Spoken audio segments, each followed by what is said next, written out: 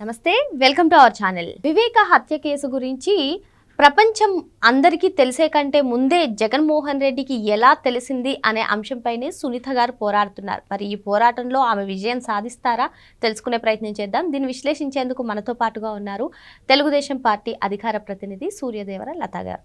నమస్తే మేడం. నమస్తే. వివేక హత్య కేసులో ఎనలేని పోరాటం చేస్తున్నారు వైఎస్ సునీత గారు. మరి ఆమె స్టార్టింగ్ నుంచి కూడా అడిగేది ఒకే అంశం, అసలు ఈ ప్రపంచానికి తెలిసే కన్నా ముందే అంటే ఎవరైతే వైఎస్ వివేకానందరెడ్డి పిఏ ఉన్నారో కృష్ణారెడ్డి వెళ్ళి 6:30 గంటలకు చూసిన తర్వాత ఈ హత్య జరిగింది, లేదు అంటే ఆయన చనిపోయారు అని తెలిసింది. కానీ 5:30కే జగన్మోహన్ రెడ్డికి ఎలా తెలుసు? మరి అజయ్ కల్లం గారు కూడా ఓపెన్ స్టేట్మెంట్ ఇచ్చారు. ఈ అంశం చుట్టే ఆమె న్యాయ పోరాటం చేస్తూ ఉన్నారు. మరి ఆమె పోరాటం గెలుస్తుందంటారా? ఎలా చూడాలి అసలు వివేకానందరెడ్డి గారి హత్య గురించి? వివేకానందరెడ్డి గారి హత్య అనేది ఇప్పటి వరకు కూడా ఒక క్లారిటీ రాకపోవటం కానివ్వండి, అట్లీస్ట్ ఎవరినైతే విచారించాలని చెప్పి కోర్టుని గతంలో నుంచి అడుగుతూనే ఉన్నారు. జగన్మోహన్ రెడ్డి గారిని, భారతి గారిని కూడా విచారించాలి అని అడుగుతున్నారు. కానీ ఎలాంటి వాళ్ళకి విచారణకి ఎందుకు వెళ్ళటానికి ఇష్టపడటం లేదో కూడా తెలియట్లేదు. ఇప్పుడు తప్పు చేయనప్పుడు ప్రాబ్లం ఏమీ ఉండదు, విచారణకి సపోర్ట్ చేస్తే బాగుండేది జగన్మోహన్ రెడ్డి గారైనా భారతిరెడ్డి గారైనా.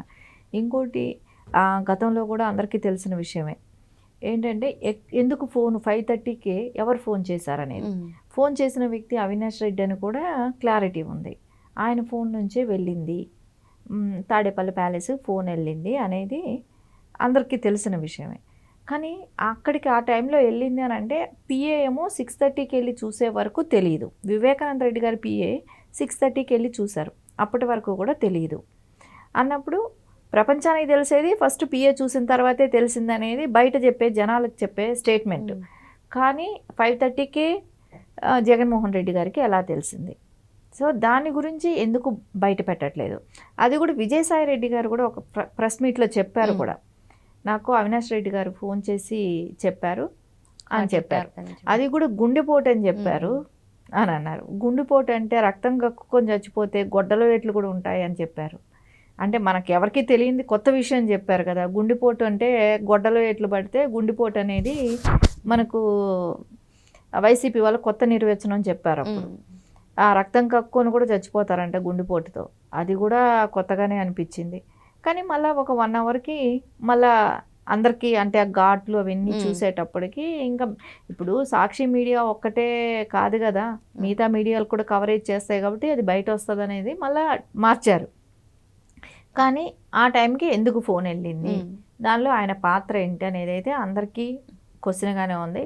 అది కోర్టులు కానివ్వండి ఇప్పటి వరకు కూడా సరే ఎవరు ఇన్వాల్వ్మెంట్ లేకుండా ఎట్లా చచ్చిపోయారు ఆయన?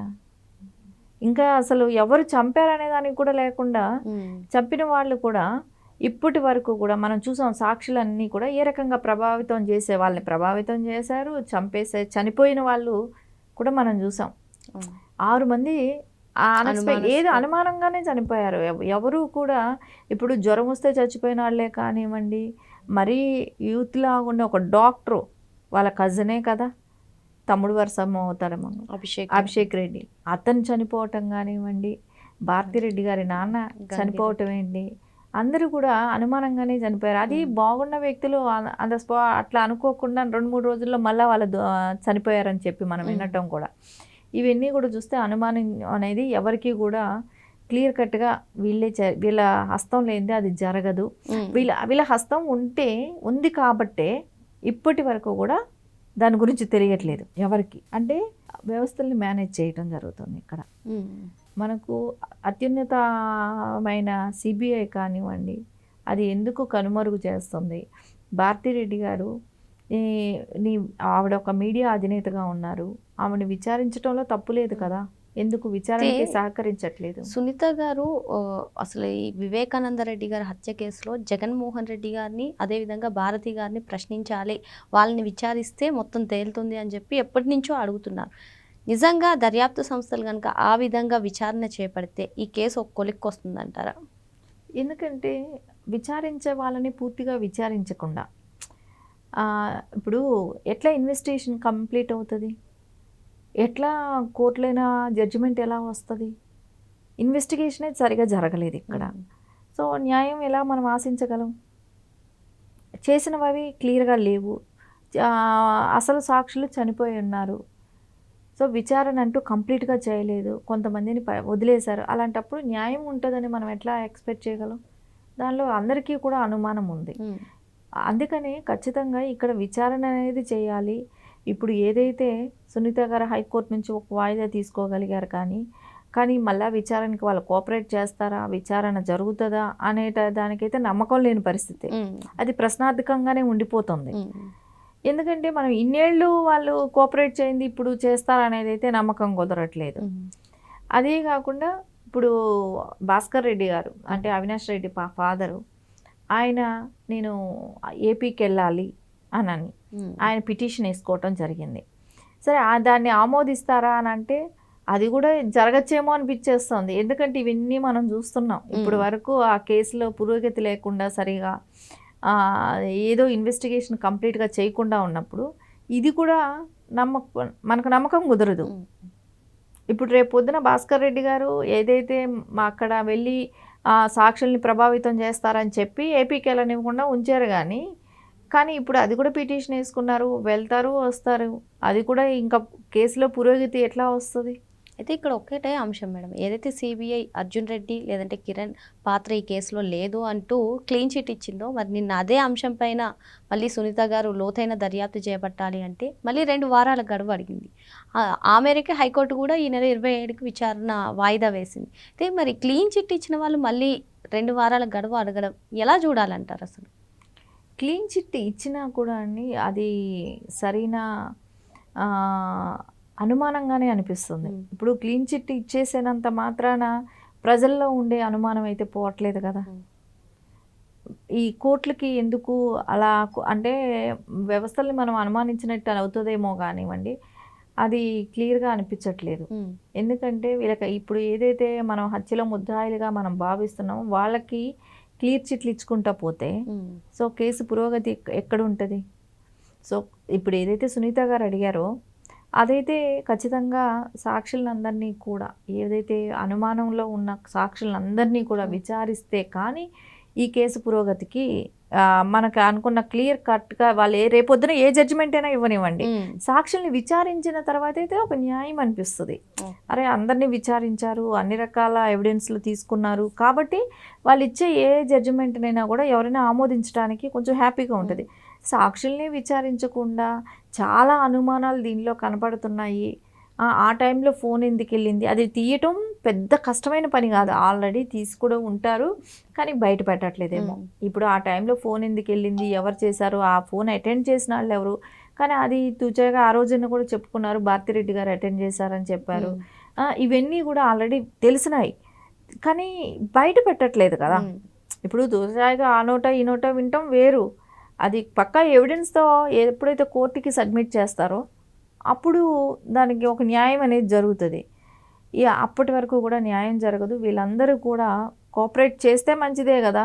ఇప్పుడు ఎవరినైతే చంపేశారనేది జగన్మోహన్ రెడ్డికి స్వయాన చిన్నాన్నగారు. అలాంటప్పుడు అది నిజాలు ఏంటనేది బయట వస్తే రేపు ఆయన మీద బిలీవ్ పెరుగుతుంది ప్రజల్లో. ఈయనకి సంబంధం లేదని అనుకుంటారు కదా, సంబంధం లేదు, ఇన్ని రోజులు ఈయననే మాట్లాడారు అందరూ అని కూడా అనుకుంటారు. అదేదో నిజమైనప్పుడు నువ్వు ఫెయిర్గా నువ్వు బాబాయ్ మీద అంత ప్రేమ ఉంది, నీకు సంబంధం లేదనుకున్నప్పుడు ఎవిడెన్స్ ఇవ్వండి, సాక్షులు మీరు వెళ్ళి చెప్పండి, ఎందుకు భయపడుతున్నారు? సో ఇవన్నీ చూస్తే ఎవరికైనా అనుమానం అనేది క్లియర్ కట్గానే ఉంటుంది. ఈ రోజున ఇవన్నీ ఎవిడెన్స్లన్నీ క్లోజ్ చేసేసి ఇచ్చేస్తే ప్రజా కోర్టు అనేది ఒకటి ఉంటుంది, దానిలో అయితే ఖచ్చితంగా ప్రజలకు అనుమానం ఉంది కదా. ప్రజల అనుమానం అనేది ఏ జడ్జిమెంట్లు నువ్వు ఫేవర్గా తెచ్చుకున్నా కూడా ప్రజల అనుమానం అయితే నువ్వు ఎప్పటికీ మార్చలేవు. అనుమానంగానే ఉంది. నువ్వు ఒకవేళ నిజంగా నిబద్ధతతో నువ్వు ఇచ్చేయాలనుకున్న వాడివైతే నువ్వు 5 ఏళ్ళు నువ్వు సీఎంగా ఉన్నప్పుడే అది తెలిసిపోయేది. అప్పటి వరకు కూడా మనకు తెలిసిన విషయమే కదా, అప్పటి వరకు కూడా ఆవిడ కోఆపరేట్ చేస్తానండి. ఫస్ట్లో వివేకానంద రెడ్డి గారు చనిపోయినప్పుడు సునీత గారు జగన్మోహన్ రెడ్డి గారు ఎప్పుడు ప్రెస్ మీట్ పెట్టమంటేనో బాబు గారి మీదనో మాట్లాడాల్సి వస్తేనే ఆ రోజున తెలుగుదేశం పార్టీ మీదనో నిందలేయటమో ఇవన్నీ కూడా వాళ్ళు ఇచ్చిన డైరెక్షన్లో ఫాలో అయ్యింది. కానీ ఎప్పుడైతే తనకి అవినాష్ రెడ్డి గారి మీద డౌట్ వచ్చిందో అతన్ని ఎంక్వైరీ చేయాలని చెప్పి కొంతమంది చెప్పారు. అప్పటి నుంచి జగన్మోహన్ రెడ్డి గారు ఆయన్ని కానీ గట్టిగా ప్రెస్ చేస్తే ఆయన బీజేపీకి వెళ్ళిపోతాడు అని అనటంలో కన్ఫర్మ్ అయింది. ఓ అతన్ని వీళ్ళే సస్టైన్ చేస్తున్నారు, వీళ్ళే కాపాడుతున్నారు అనేది సునీత గారికి క్లియర్ కట్గా ఒకటి అర్థమైపోయింది. అది ఎవరు సపోర్ట్తో జరిగి ఉంటుంది అనేది కూడా ఆవిడ క్లియర్గా అర్థమైంది. ఈ దీనిలో జగన్మోహన్ రెడ్డి గారి అండదండలు ఉన్నాయి అనేది ఆ రోజుతో ఆవిడ క్లియర్ అయిపోయింది. అప్పటి నుంచి ఆయన చెప్పింది ఏదైతే అపోజిషన్ పార్టీ అని ఆ రోజున టీడీపీ మీద నిందన మోపాలి అవి ఇవి ట్రై చేశాడు, కానీ అవన్నీ జరగకుండా పోవటం కూడా జరగలేదు. ఎందుకంటే ఆవిడకి అప్పటికి అర్థమైంది ఇవన్నీ బాబాయిని చంపి సింపతిని తీసుకొని రాజకీయంగా ఆయన లాభం పొందాడు అనేది అప్పటికి కానీ అర్థం కాల సునీత గారికి. Okay madam. మరి ఏదేమైనప్పటికీ వైఎస్ వివేకానందరెడ్డి గారి హత్య కేసులో ఇందులో అంటే ప్రపంచానికి తెలిసే కన్నా ముందే జగన్మోహన్ రెడ్డికి ఏ విధంగా తెలిసింది అనే దానిపైన దర్యాప్తు సంస్థలు కనుక విచారణ చేపడితే ఈ కేసు ఒక కొలిక్కి వచ్చే అవకాశం ఖచ్చితంగా ఉంటుందని చెప్పి మేడం చెప్తున్నారు. మరో అంశంతో మళ్ళీ కలుద్దాం. Thank you madam. నమస్తే.